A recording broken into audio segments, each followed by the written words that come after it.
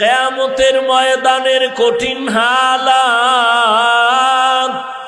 যেই দিন মানুষগুলো উলঙ্গ দাঁড়াবে, নারীরা উলঙ্গ, পুরুষেরাও উলঙ্গ দাঁড়াবে। হাসরের ময়দানে সূর্যের গরম, অন্যদিকে জাহান্নামের কঠিন আওয়াজ। আর জাহান্নাম চিল্লায় বলবে, ও আল্লাহ, বেনামাজি গুলো কই, বেপরদাওয়ালারা কোথায়, গুনাহগারেরা কোথায়, আমার পেটে দাও, আমি জাহান্নাম আগুন দিয়া ওদের খেয়ে ফেলতে চাই।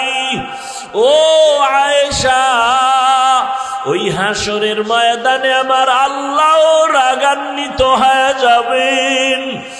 দুনিয়াদার গুনাহগার বাহাদুরদের দিয়ে তাকাইয়া আল্লাহ রাগান্বিত কুদরতি আওয়াজ দিবেন, লিমানিল